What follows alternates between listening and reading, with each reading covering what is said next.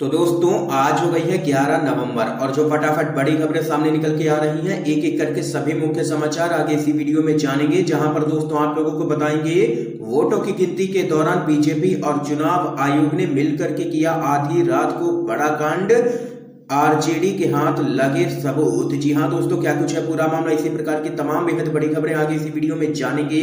लेकिन उससे पहले दोस्तों, अगर आप लोग भी ईवीएम से वोटिंग का विरोध करते हैं और बैलेट पेपर से चुनाव का समर्थन करते हैं तो अभी इस वीडियो को लाइक करके कमेंट बॉक्स में कमेंट करना बिल्कुल भी मत भूलिएगा। ईवीएम हटाओ, लोकतंत्र बचाओ। तो आइए दोस्तों, आज के सभी मुख्य समाचार एक एक करके जान लेते हैं। आरजेडी ने पेश किया है धांधली का सबूत। चुनाव आयोग ने दिखाया 119 सीटों पर महागठबंधन जीता मगर नहीं दिया सर्टिफिकेट और बाद में उन्हीं सीटों पर हरा दिया। आप लोगों को दोस्तों बताते चले, बिहार विधानसभा चुनाव में मतगणना के दौरान बड़ी धांधली का आरोप लगा है।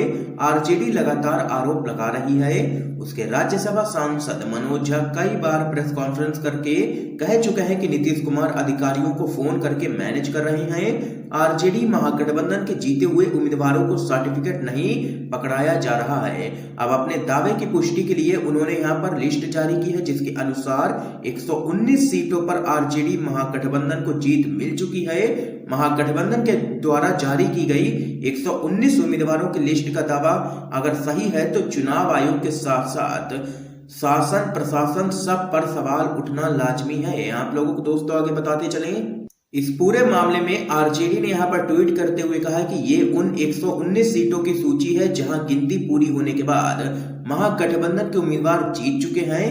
रिटर्निंग ऑफिसर यानी कि आरओ ने उन्हें जीत की बधाई दी, लेकिन अब सर्टिफिकेट नहीं दे रहे हैं। कह रहे हैं कि आप चुनाव हार चुके हैं। चुनाव आयोग की वेबसाइट पर भी इन्हें जीता हुआ दिखाया गया।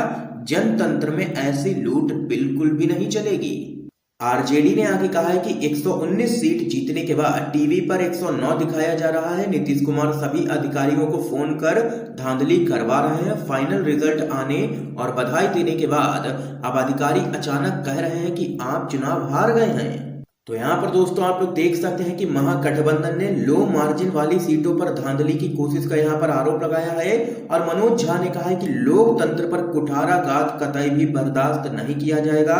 लोकतंत्र की हत्या एनडीए ने की है और यहाँ पर देख सकते हैं ये बड़ा मामला सामने निकल के आया है, जहां पर महागठबंधन के 119 प्रत्याशी चुनाव जीत गए। चुनाव आयोग ने अपनी वेबसाइट पर भी लिस्ट दिखाई, लेकिन उसके बाद में चुनाव आयोग कहता है कि आप चुनाव हार गए। ये धांधली नहीं तो क्या है फिर? इस खबर पे अपनी राय जरूर बताइएगा दोस्तों। इसके साथ ही एक और बड़ी जानकारी आप लोगों को बताते चले, बैलेट में महागठबंधन को बहुमत मिला और ईवीएम में एनडीए को बहुमत मिला। ये आखिर कैसे? धांधली नहीं तो ये क्या है? आप लोगों को दोस्तों बताते चलें, बिहार चुनाव के नतीजे घोषित हो गए हैं मगर ईवीएम खुलते ही एनडीए के पक्ष में जो माहौल बना उसको लेकर के लगातार सवाल खड़े हो रहे हैं। आप लोगों को दोस्तों बताते चलें, पोस्टल बैलेट में 1 घंटे के अंदर ही बहुमत पा जाने वाले महागठबंधन को एनडीए से यहां पर मात खानी पड़ी है। दरअसल दोस्तों इसमें हैरानी की बात यह है कि पोस्टल बैलेट का वोट अधिकतर सत्ता पक्ष के साथ होता है और आरजेडी के पक्ष में तो बेहद ही कम होता है, क्योंकि माना जाता है कि सरकारी नौकरियों में अधिकतर सवर्ण तबके के लोग हैं जो बीजेपी और नीतीश कुमार के वोटर हैं। पोस्टल बैलेट की मतगणना में आरजेडी महागठबंधन का बहुमत पा जाना इस बात का संकेत था कि इस महागठबंधन को 150 से ज्यादा सीटें मिल सकती हैं, क्योंकि सवर्ण वर्चस्व वाला नौकरशाह तबका अगर तेजस्वी के नेतृत्व को वोट दे रहा था तो मुस्लिम, यादव समेत तमाम पिछड़े तबके का वोट पाने की संभावना ज्यादा दिख रही थी। लेकिन यहाँ पर दोस्तों आप लोगों को ये बताते चले कि शुरुआती 1 घंटे में महागठबंधन को बैलेट पेपर की काउंटिंग के दौरान बहुमत मिला, लेकिन जब बाद में ईवीएम में वोटों की गिनती शुरू हुई तो वैसे ही बीजेपी की सीटें यहां पर लगातार बढ़ती गईं और एनडीए को यहां पर बहुमत मिला। लेकिन यहां पर ईवीएम के ऊपर लगातार सवाल खड़े हो रहे हैं, क्योंकि लोगों को ईवीएम पर बिल्कुल भी भरोसा नहीं है। जब सबसे विकसित देश ही ईवीएम का इस्तेमाल नहीं करते थे, लेकिन बाद में उन्होंने ईवीएम को नकार दिया। क्यों? क्योंकि चुनाव प्रक्रिया में ईवीएम पर भरोसा नहीं किया जा सकता है, क्योंकि ये एक मशीन है और इसमें छेड़छाड़ की जा सकती है, गड़बड़ी की जा सकती है। लेकिन फिर भी चुनाव आयोग ये बात मानने को तैयार नहीं है। देखिए, चुनाव कोई भी पार्टी जीते ये यहाँ पर मायने नहीं रखता है, लेकिन लोगों का विश्वास यहाँ पर चुनाव प्रक्रिया पर बना रहना चाहिए। इसलिए ये बहुत ही जरूरी है कि ईवीएम बैन होनी चाहिए और बैलेट पेपर से चुनाव होना चाहिए, क्योंकि अमेरिका जैसे विकसित देश भी ईवीएम का इस्तेमाल नहीं करते हैं। वहां पर भी मतपत्र से ही वोटिंग होती है, लेकिन हमारे देश में सिर्फ बीजेपी ही एक ऐसी पार्टी है जो ईवीएम का समर्थन करती है। दोस्तों, आप लोगों की क्या राय है? क्या आप लोगों को ईवीएम पर भरोसा है या फिर नहीं? आप लोग अपनी राय कमेंट बॉक्स में जरूर बता सकते हैं इस खबर पे। और अगर आप लोग बैलेट पेपर का समर्थन करते हैं, बैलेट पेपर से चुनाव चाहते हैं, तो अब इस वीडियो को लाइक जरूर कर दीजिए। इसके साथ ही दोस्तों एक और बड़ी खबर आप लोगों को बताते चलें। बिहार नतीजों का ऐलान होने से पहले ही पीएम से लेकर के सभी केंद्रीय मंत्रियों और बीजेपी नेताओं ने कर दी जीत की घोषणा। खड़े हुए कई सवाल आप लोगों को दोस्तों बताते चलें। क्या बिहार में किसी सोची समझी योजना के तहत वोटों की गिनती धीमी की गई? क्या जीते हुए उम्मीदवारों को जीत का सर्टिफिकेट देने में जानबूझकर इसलिए देरी की गई कि ऊपर से आदेश आने पर नतीजे को बदला जा सके? अगर ऐसा नहीं था तो फिर चुनाव आयोग के द्वारा सभी नतीजों का ऐलान करने से पहले ही प्रधानमंत्री नरेंद्र मोदी, केंद्रीय मंत्रियों और बीजेपी नेताओं ने क्यों बिहार में जीत का ऐलान कर दिया? इसकी शुरुआत सबसे पहले प्रधानमंत्री नरेंद्र मोदी ने की। ये खबर आप लोग ध्यान से सुनिए। उन्होंने उस समय एक ट्वीट कर बिहार में एनडीए की जीत का ऐलान कर दिया, जब चुनाव आयोग के मुताबिक कम से कम 42 सीटों पर वोटों की गिनती लगातार जारी थी। आप लोगों को दोस्तों बताते चले, पीएम मोदी ने मंगलवार रात 11:41 पर ट्वीट करते हुए जीत का ऐलान किया और बिहार के वोटरों को बधाई दी।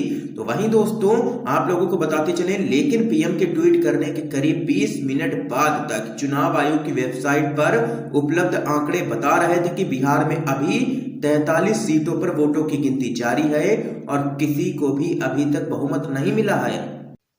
पीएम मोदी के ट्वीट के फौरन बाद गृह मंत्री अमित शाह ने भी ट्वीट कर बिहार में जीत का ऐलान कर दिया, लेकिन अभी भी वोटों की गिनती जारी ही थी। उन्होंने भी ट्वीट किया कि बिहार ने विकास का रास्ता चुना है। आप लोगों को आगे बताते चलें, इस बीच महागठबंधन ने चुनाव आयोग को ऐसे 119 उम्मीदवारों की सूची सौंपी जो उनके मुताबिक जीत चुके थे। इस पर चुनाव आयोग ने कहा है कि जहां जीत का अंतर मामूली है, वहां खारिज किए गए पोस्टल बैलेट की जांच दोबारा की जाएगी। यानी चुनाव आयोग ने एक तरह से इस बात को माना था कि कुछ ना कुछ तो सही नहीं है। ये यहाँ पर देख सकते हैं कि बड़ी धांधली का मामला सामने निकल के आया है, क्योंकि एक तरफ वोटों की गिनती लगातार जारी थी, लेकिन दूसरी तरफ प्रधानमंत्री नरेंद्र मोदी, केंद्रीय गृह मंत्री अमित शाह जीत का ऐलान कर देते हैं। और उसके बाद तो आप लोगों के सामने नतीजे हैं ही। जीते हुए उम्मीदवारों को भी यहाँ पर हारा हुआ बता करके सर्टिफिकेट नहीं दिया जाता है। ये आरोप महागठबंधन ने यहाँ पर लगाया है। इसके साथ ही दोस्तों एक और बड़ी अपडेट आप लोगों को बताते चलें। टेम्पर प्रूफ नहीं है ईवीएम, सिलेक्टिव छेड़छाड़ हुई है। चुनावी नतीजे आने के बाद बोले हैं कांग्रेस पार्टी के वरिष्ठ नेता दिग्विजय सिंह। आप लोगों को दोस्तों बताते चले, मध्य प्रदेश उपचुनाव के नतीजे भाजपा के पक्ष में जाने पर कांग्रेस के दिग्गज नेता दिग्विजय सिंह ने ईवीएम की गड़बड़ी इसको माना है। उन्होंने कहा है कि ईवीएम से सिलेक्टिव छेड़छाड़ हुई है। मीडिया कर्मियों के एक सवाल के जवाब में उन्होंने कहा है कि ईवीएम मशीन टेम्पर प्रूफ बिल्कुल भी नहीं है और सिलेक्टिव छेड़छाड़ इसमें हुई है। उन्होंने कहा है कि ये ऐसी सीटें हैं जहां हम किसी भी परिस्थिति में नहीं हारेंगे। हमें हजारों की तादाद में वोट मिले हैं चुनाव परिणाम के संबंध में। ये यहाँ पर देख सकते हैं, बड़ी बात कही है कांग्रेस पार्टी के दिग्गज नेता दिग्विजय सिंह ने। इस बीच आप लोगों को ये भी बताते चलें कि कांग्रेस पार्टी के एक और नेता उदित राज ने भी यहां पर ईवीएम पर सवाल खड़े किए हैं। उदित राज का सवाल पूछा, सैटेलाइट नियंत्रित हो सकती है तो फिर ईवीएम क्यों नहीं?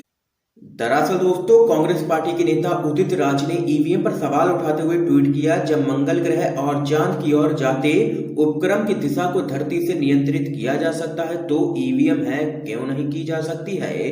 अमेरिका में अगर ईवीएम से चुनाव होता तो क्या ट्रंप हार सकते थे? ये यहाँ पर सबसे बड़ा सवाल खड़ा किया है कांग्रेस पार्टी के नेता उदित राज ने, क्योंकि दुनिया के जब सबसे विकसित देश ही ईवीएम का इस्तेमाल नहीं करते हैं, वहां पर बैलेट पेपर के जरिए चुनाव होता है, तो फिर हमारे देश में ईवीएम का इस्तेमाल आखिर क्यों किया जा रहा है? क्योंकि बीजेपी ही एक ऐसी पार्टी है जो सिर्फ ईवीएम का समर्थन करती है और कोई भी पार्टी नहीं है। लगातार विपक्षी पार्टियां मांग करती रही हैं कि ईवीएम की जगह बैलेट पेपर से चुनाव हो ताकि लोगों का भरोसा चुनावी प्रक्रिया पर बना रहे। लेकिन एक बार फिर से ये बिहार विधानसभा का पूरा ही चुनाव सवालों के घेरे में खड़ा हो चुका है, क्योंकि नतीजों में बड़ी धांधली हुई है, इसमें कोई भी शक नहीं रह गया है। इसके साथ ही दोस्तों एक और बड़ी खबर आप लोगों को बताते चलें।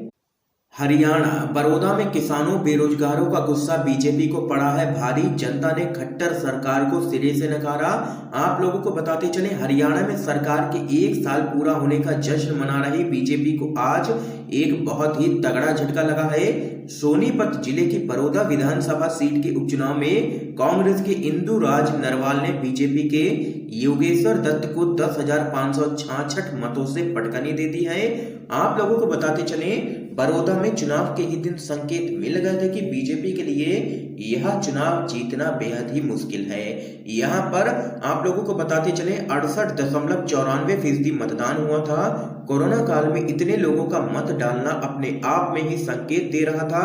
माना जा रहा था कि यह सरकार के प्रति लोगों की नाराजगी का ही नतीजा है। इसके साथ ही दोस्तों एक और बड़ी अपडेट आप लोगों को बताते चलें। प्लूरल्स पार्टी की सीएम कैंडिडेट पुष्पम प्रिया हारी, ट्विटर पर कहा ईवीएम हैक्ड। आप लोगों को दोस्तों बताते चलें, बिहार विधानसभा चुनाव मैदान में उतरी प्लूरल्स पार्टी की प्रमुख पुष्पम प्रिया चौधरी को हार का सामना करना पड़ा है। वो बिहार की 2 विधानसभा सीटों से चुनावी किस्मत आजमा रही थी।